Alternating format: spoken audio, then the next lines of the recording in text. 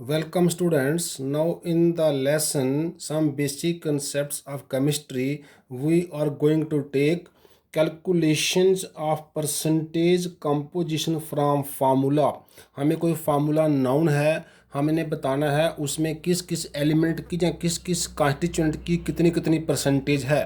तो इसके लिए बड़ा सिंपल सा फार्मूला है। जैसे हम अपने मार्क्स निकालते हैं, कितने मार्क्स आए, कितने में से आए इनटू 100, वही जहाँ पर जो है एप्लीकेबल होगा। तो इसके लिए हम क्या करते हैं, percentage composition of an element और constituent is equal to number of parts by mass of the element या constituent upon molecular mass of the compound into 100। वो उस कॉन्स्टिट्यूएंट का या उस एलिमेंट का हमें परसेंटेज दे देगा उस कंपाउंड में। हमने सिंपल सा एग्जांपल लिया है बच्चे।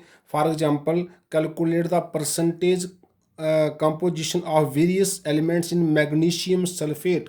तो सबसे पहले हम क्या कर रहे हैं, molecular mass of magnesium sulphate ले रहे हैं। तो ये क्या होगा, मैग्नीशियम का मास 24, सल्फर का मास 32 और ऑक्सीजन का 16 मास होता है। तो इंटू 4, 16 इंटू 4 64। तो MgSO4 का मास आ गया 120।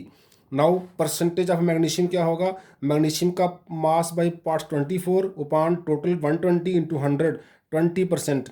सल्फर के लिए उसका 32 मास है, तो 32 अपॉन 120 टोटल इंटू 100 26.67%। ऐसे ऑक्सीजन के लिए 64 उसकी पार्ट्स हैं, 64 upon 120 into 100 53.33%।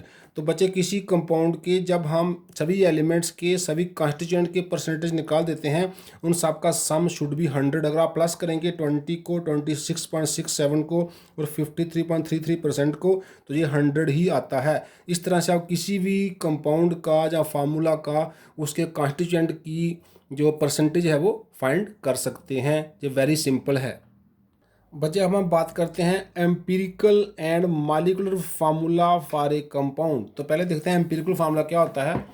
Empirical formula of a compound is the formula which expresses the simplest whole number ratio of the atoms of the various elements present in one molecule of the compound.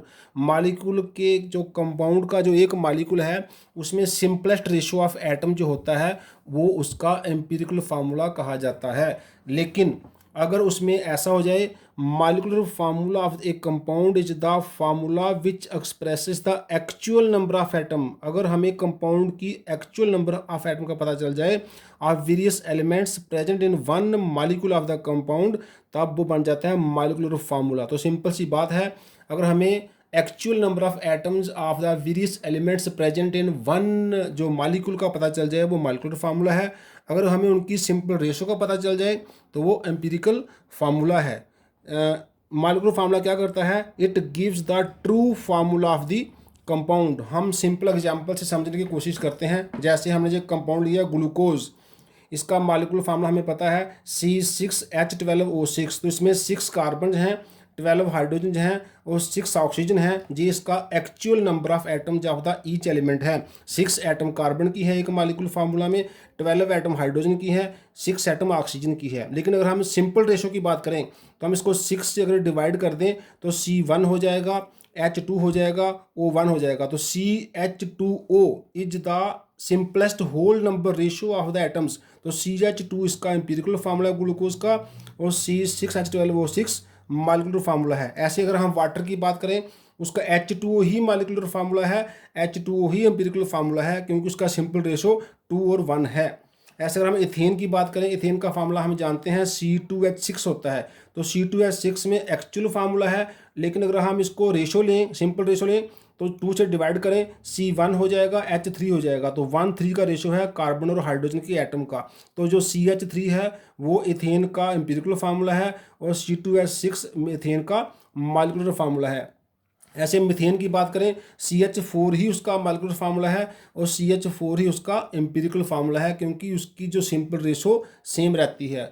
तो अगर किसी formula में simple ratio same रहती है जो उसकी actual number of atom की है, तो वो उसका एम्पिरिकल और मॉलिक्यूलर फार्मूला दोनों हो जाता है। अदरवाइज एम्पिरिकल फार्मूला में लेसर नंबर ऑफ जो हैं एटम्स होती हैं देन मॉलिक्यूलर फार्मूला, क्योंकि उसको हमने सिंपल रेशो में चेंज कर देते हैं, जैसे हमने ग्लूकोज के केस में देखा। ऐसे अगर हम बेंजीन के एग्जाम्पल लें तो आप जानते हैं बेंजीन का फार्मूला है C6H6, जिसका एक्चुअल नंबर ऑफ एटम है। तो 6 अगर हम इसको डिवाइड 6 से अगर हम डिवाइड कर दें रेशो क्या आ जाएगी C1H1। तो CH बेंजीन का क्या है एम्पिरिकल फार्मूला और C6H6 क्या है बेंजीन का मॉलिक्यूलर फार्मूला। तो this is the difference between empirical formula and molecular formula. अब हम देखते हैं दोनों में रिलेशन क्या है। तो बच्चे अगर आप देखो molecular formula of a compound is whole number multiple of empirical formula. हम एक एग्जांपल से देखते हैं। बेंजीन का मॉलिक्यूलर फार्मूला है C6H6, तो इसका मॉलिक्यूलर मास या मॉलिक्यूलर वेट क्या होगा। 6 जो है कार्बन है, एक का 12 होता है, हाइड्रोजन 6 है, एक का 1 होता है। तो 12 6 का 72, 1 6 का 6, 78 जो है ये मॉलिक्यूलर मास ऑफ बेंजीन है। अब इसका एम्पिरिकल फार्मूला देखते हैं, वो CH है बेंजीन का, तो एम्पिरिकल वेट क्या आएगा C1 का 12, CH1 का 113। तो बेंजीन का मॉलिक्यूलर मास 78 है और इसका एम्पिरिकल मास जो है वो 13 है। हम मॉलिक्यूलर वेट को एम्पिरिकल वेट से डिवाइड करने जा रहे हैं, हमें मिल गया 78.13, एक सिंपल 6 मिल गया होल नंबर। तो हम कह सकते हैं molecular formula of benzene equal to empirical formula benzene into 6। तो that means C6H6 equal to CH empirical formula into 6, तो वो भी बन गया C6H6। इसलिए अगर हम मॉलिक्यूलर फार्मूला वेट को इक्वल टू देखें, वो किसके इक्वल टू होता है molecular formula weight, empirical formula weight into some whole number. जो बेंजीन के केस में 6 है, किसी के केस में 1 हो सकता है, किसी के केस में 2 हो सकता है, किसी के केस में 3 हो सकता है। तो जनरली हम इस 6 की जगह जब हम n रिप्लेस कर देंगे तो वो हमारा जनरल फार्मूला बन जाएगा। तो बच्चे हमारे पास क्या आ गया, molecular formula equal to empirical formula into n, where n क्या है 1 2 3 वगैरह वगैरह, जो कोई सिंपल होल नंबर है। तो n क्या हो जाएगा, n कैसे निकलता है, जैसे हमने निकाल के देखा है बेंजीन के लिए, मॉलिक्यूलर मास को डिवाइड करते हैं एम्पिरिकल फार्मूला मास से। जो मॉलिक्यूलर मास को एम्पिरिकल फार्मूला मास से डिवाइड करने से होल नंबर हमें मिलेगा वही n होगा। तो n में भी 1 2 3 एट्सेट्रा।